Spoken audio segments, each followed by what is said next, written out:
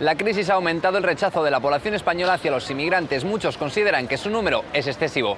Naciones Unidas advirtía a España que tiene que cambiar sus políticas si quiere acabar con la discriminación. Si no, se podría dar un retroceso en los avances sociales que se habían conseguido.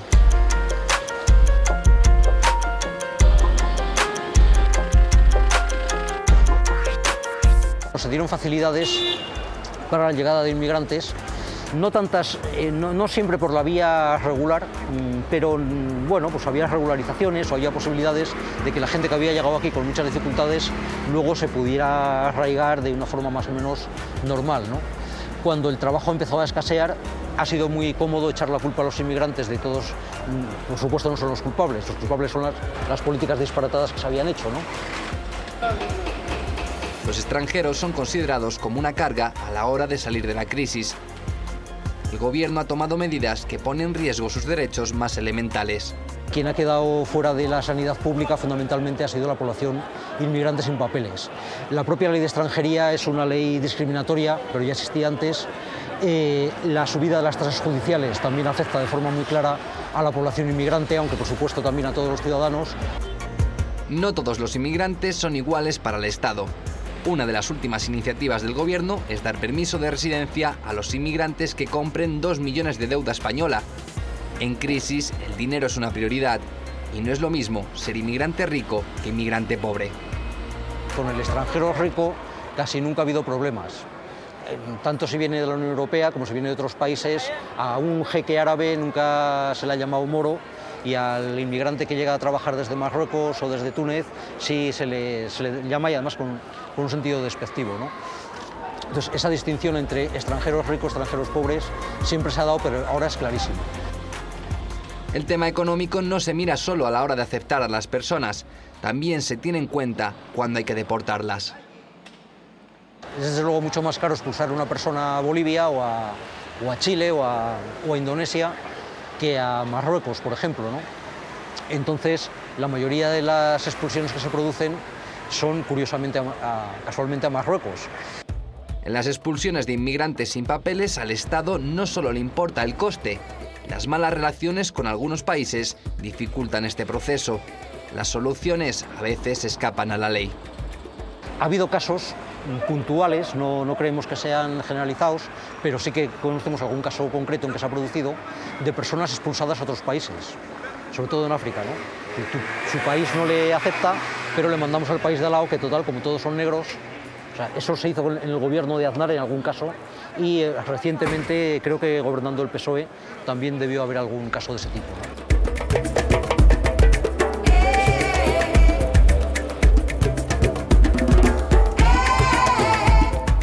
Las medidas discriminatorias por parte del gobierno y de la administración son un fermento tremendo para el aumento del racismo en la sociedad.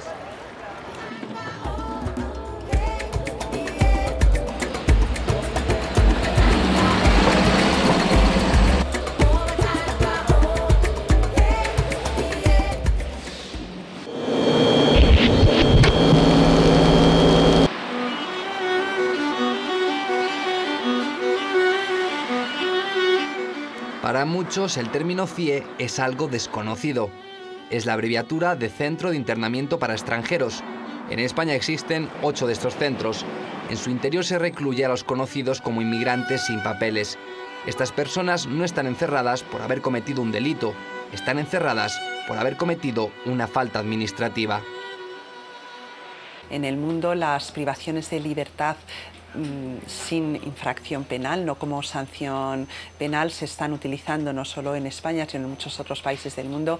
Se están utilizando solo en 2 casos. Uno es para control del terrorismo y la otra situación en la que tenemos prisioneros administrativos es por motivos de migración, de control migratorio. Los CIE se crearon hace 28 años.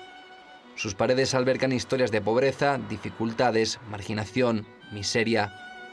Son miles de vidas custodiadas por la policía. La policía no debería ser quien estuviera ahí, deberían ser las ONGs, deberían ser médicos, deberían ser enfermeros o enfermeras que atiendan a esta gente y que cuando se presente un problema, como se ha presentado en algunos CIEs, sepan resolverlo y sepan actuar, porque a nosotros nos pone un enfermo a una persona en el CIE y todo lo más que podemos hacer es avisar a una ambulancia, llamar al 112, pero no podemos atenderla in situ porque no tenemos personal cualificado para ello. Hay pues, gente que necesita asistencia psicológica que no se le puede dar, gente que necesita asistencia médica que si no es en horario en el que el médico pase consulta, pues tampoco la puede tener y lógicamente si ahí hubiera un servicio permanente de asistentes sociales y de médicos, etcétera, pues seguramente no se producirían situaciones como las que han sucedido ya, de incluso algún interno fallecido por haber carecido de esa asistencia mínima, ¿no?, que podía tener. Este año ha sido la primera vez que la Administración ha permitido entrar a la prensa en un CIE. Las ONGs tampoco lo tienen fácil para acceder. Si subimos un escalón y miramos las condiciones de vida de estos presos administrativos, la situación es mucho peor. Las posibilidades de comunicación con el exterior son limitadísimas. Hay solo unas cabinas públicas y de pago. Si no tienes recursos no podrás comunicarte, no se permite el uso de móviles, no hay acceso a un fax, no hay acceso a internet, a un correo electrónico. Y luego visitas, tienes visitas, pero las visitas son a través de un teléfono, con una mampara, en unos locutorios, no hay posibilidad de contacto directo por un tiempo limitado y en el borrador de reglamento incluso vamos hacia atrás. El gobierno no da ninguna cifra sobre los CIE. No hay ningún reglamento específico para un lugar donde se suprime la libertad de movimiento. Algunas voces apuntan a que el Estado tiene que cambiar sus políticas, aplicar bien la ley y gestionar los recursos públicos contra la inmigración de otra manera. Quizás se oriente la política hacia otro tipo de cuestiones más policiales. Por ejemplo, perseguir a las mafias, perseguir a las redes de inmigración ilegal, a esa gente que introduce a otros compatriotas en nuestro país y además no en las mejores condiciones, que adquieren una gran deuda, que al final las mujeres terminan en la prostitución y los hombres pues, en talleres clandestinos. Y yo creo que esa es la labor policial, donde debemos luchar contra la inmigración y no persiguiendo en la boca del metro a quien va con un bocadillo a ganarse la vida todas las mañanas y al final le detenemos para intentar expulsarlo. La primera alternativa es aplicar bien la ley. España tiene un sistema legal muy garantista, tiene una buena ley. Y lo que nosotros vemos es que la aplicación administrativa difiere mucho del marco legal. Entonces, como en otros ámbitos, no solo en este, una mala práctica administrativa hace que la ley no valga nada.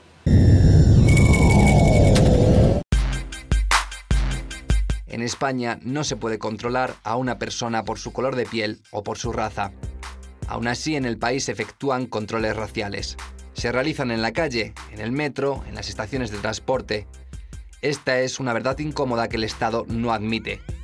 No existen cifras, no existen datos, porque supondría aceptar que el poder actúa fuera de la ley. Si hay identificaciones, hablar de identificaciones por perfil racial, la propia policía no va a admitir que hace identificaciones por perfil racial, puesto que hay directrices específicas de que eso está prohibido. Así que oficialmente no hay nada.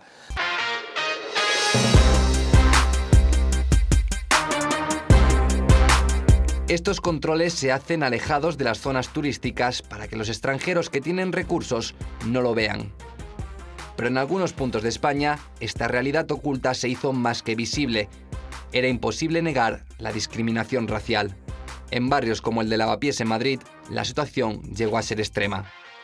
Esto generó un rechazo social, una repulsa de la ciudadanía enorme. En Lavapiés ha habido muchos conflictos por este motivo. Llevó al gobierno a marcar un final oficial de este tipo de prácticas, porque incluso el Defensor del Pueblo y instancias internacionales condenaron esa práctica. En verdad que ahora mismo eso no se está produciendo, pero de vez en cuando observamos que hay acciones muy puntuales y llegan una dotación policial y a lo mejor en la periferia del barrio de Lavapiés, en la zona de Embajadores, en alguna otra zona, se ponen a pedir identificaciones. Y siempre se la piden a las mismas, es decir, porque no se lo piden a los autóctonos y a los que tienen otra estética. Entonces estaríamos claramente en una identificación de perfil racial. Los controles de identidad alimentan los prejuicios contra las minorías. Quienes los presencian dan por sentado que las personas a las que la policía pide la identificación han cometido un delito. La ecuación inmigrante igual a delincuente es una ecuación falsa, totalmente falsa. Hay delincuencia como en todos los países, y hay delincuentes autóctonos y delincuentes extranjeros. Y además comparar porcentajes es científicamente absurdo, irrelevante, porque no se tiene en consideración a lo mejor las situaciones de no inclusión, de marginación, de pobreza, de falta de integración. Es absurdo. Es que lo que sí te puedo decir es que ningún inmigrante ha hecho evasión de capitales y se ha llevado el dinero a un paraíso fiscal, por ejemplo, que son los grandes delincuentes aquí en estos momentos que se están tratando.